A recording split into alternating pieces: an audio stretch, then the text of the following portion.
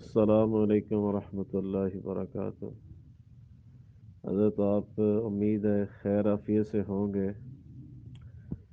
اللہ تعالیٰ آپ کو صحت سلامتی عطا فرمائے اور ایمان اعمال میں اللہ تعالیٰ عافیت استقامت دے ہم سب کو۔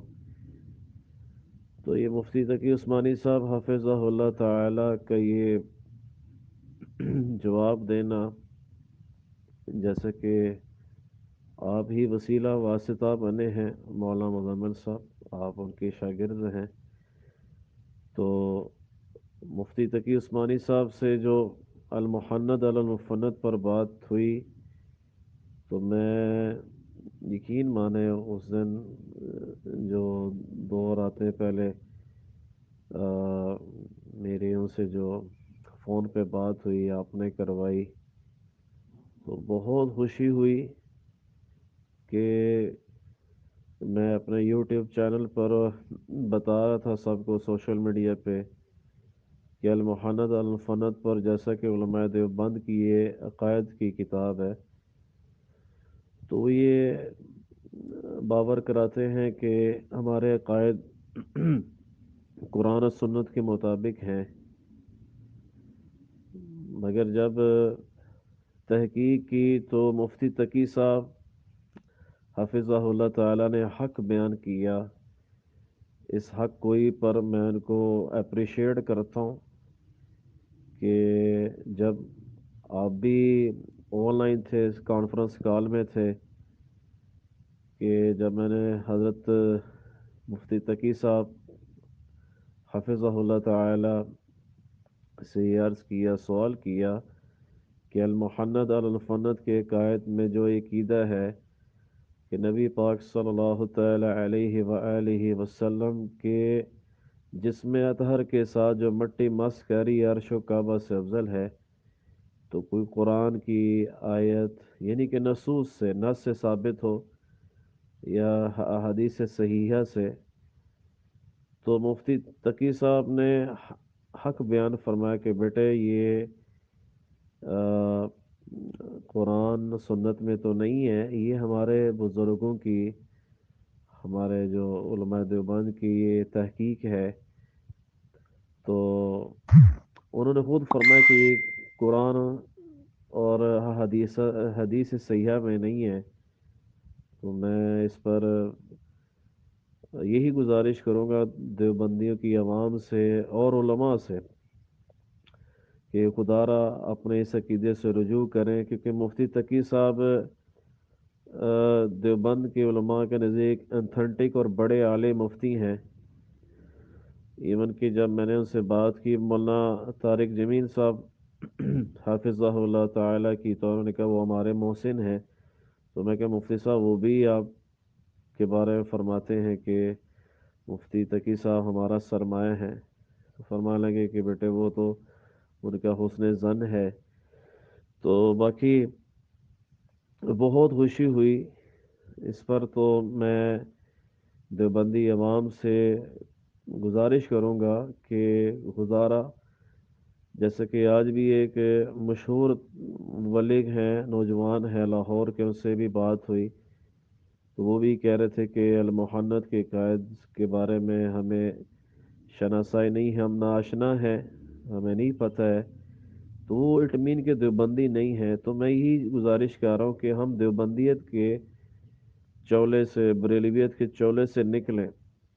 فرقہ واریت نے آگ لگائی ہوئی ہے مسلک کے نام پر اور تفرقے کے نام پر، جو آگ لگی ہوئی ہے ہمارے ملک پاکستان میں، تو قرآن اور صحیح حدیث پر ہم جب آئیں گے انشاءاللہ تعالی عز و جل، ہماری دنیا اور آخرت کی کامیابیاں ہیں، اللہ تعالیٰ دنیا اور آخرت میں عزتیں عطا فرمائیں گے،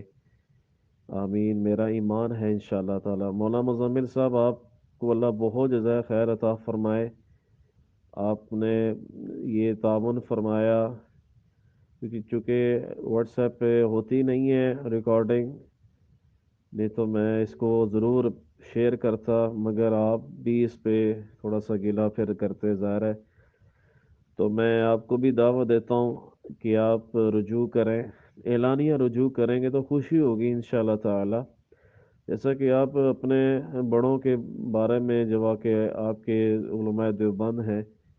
تو انہوں نے کچھ باتوں پر رجوع کیا ہوا ہے، تو اس سے چھوٹا بندہ نہیں ہو جاتا ہے۔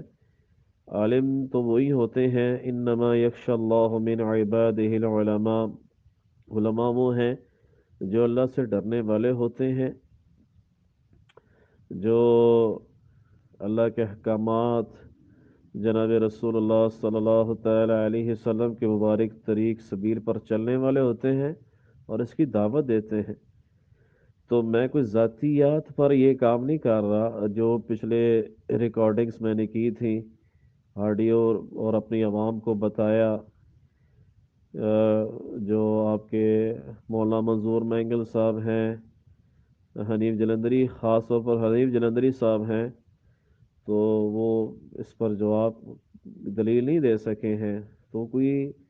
انتشار نہیں تھا، صرف واللہ تعالیٰ باللہ اپنی اصلاح تھی اور عوام الناس کی اصلاح تھی۔ تو اس میں گزارش کروں گا کہ ہم تبلیغ میں وقت لگائیں، مگر قرآن کی تبلیغ ہو، صحیح حدیث سے تبلیغ ہو۔ ٹھیک ہے جی، مدرسوں میں جائیں، قرآن حفظ کریں، صحیح حدیث پڑھیں۔ مدرسے میں جانا کون سا غلط بات ہے، مگر اس فقہ سے، اس تفرقے سے نکلے جس کی طرف ہم باپ کسی بزرگ کی دیکھیں میرے مولانا مزمل بھائی، آپ سے محبت عقیدت ہے، آپ جہلم بھی تشریف لا چکے ہیں جماعت میں، تبلیغ میں آپ نے ماشاءاللہ تبلیغ میں سال بھی لگایا ہوا ہے، اور باہر بیرون بھی وقت لگا ہوا ہے، کہ شخصیت کے پیچھے نہیں چلنا ہے معذرت کے ساتھ۔ ابو حنیفہ رحمۃ اللہ تعالی علیہ، یا امام احمد بن حنبل، شافعی، امام مالک رحمۃ اللہ علیہ، ہم نے اگر ان کی تقلید کی، جامع تقلید کی، تو پھر تو خدا نہ خاصا ٹریک سے ہٹ جائیں۔ ابو بکر رضی اللہ عنہ نے یہ نہیں کہا اپنے صحابہ کو خلافت کے دور میں کہ آپ ہمارے مقلد بن جائیں، وہ تو خلیفہ تھے، جو وہ کہتے تھے وہ اللہ کے رسول کے احکامات اور سنت کی ترویج اشاعت کرتے تھے۔ تو ہم صرف جناب رسول اللہ صلی اللہ تعالی علیہ وسلم کو شخصیت پرستی پر نہیں جانا، صرف جناب رسول اللہ صلی اللہ علیہ وسلم کی تعلیمات کو لینا ہے، ہم نے ان کی اطاعت کرنی ہے، جیسے کہ قرآن میں ہے اطاعتی اللہ و اطیع الرسول۔ تو اس پر میں بات آپ سے اجازت چاہتا ہوں کہ اللہ آپ کو جزائے خیر دے، مفتی تقی عثمانی صاحب کو اللہ زندگی سلامت صحت دے، اور انہوں نے حق بیان فرمایا ہے کہ بیٹے یہ قرآن اور احادیث صحیح میں نہیں ہے، یہ تو ہمارے بزرگوں کی تحقیق ہے۔ یہ جو حسام الحرمین کے مقابلے میں المحند المفند لکھی گئی تھی 1 صدی پہلے، تو بس گزارش تھی اس پر رجوع ہوتا تو بہت خوشی ہوتی، تاکہ عوام الناس جو ہے وہ قرآن کی طرف آئے گی انشاءاللہ تعالی، اور اللہ کے رسول صلی اللہ علیہ وسلم کے صحیح فرمان کی طرف آئے گی، من گھڑت بات نہ ہو، موضوع نہ ہو، ضعیف نہ ہو، صحیح ہو، تو اس پر انشاءاللہ تعالی اللہ دارین کی خوشیاں دے گے، دونوں جہانوں میں کامیابی و کامرانیاں ہیں۔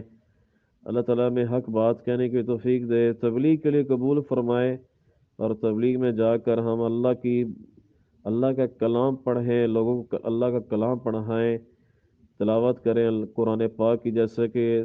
صحابہ کرام رضی اللہ عنہم اجمعین کی سنت سے ہمیں ملتا ہے، اہل بیت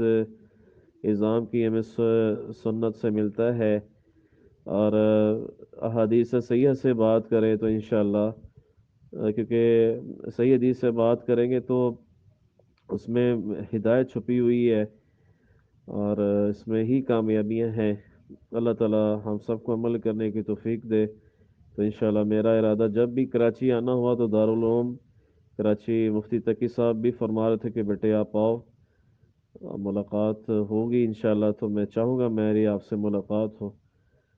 اللہ آپ کو جزائے خیر عطا فرمائے، اللہ آپ کو ڈھیروں خوشیاں دے، ایمان عمال میں ہم سب کو استقامت عافیت دے، اللہ آپ کا حق گوئی بیان کرنا قبول فرمائے، امت کے لیے ہدایت کا ایک سامان بنے۔ جزاکم اللہ واحسن الجزا۔ السلام علیکم ورحمۃ اللہ وبرکاتہ۔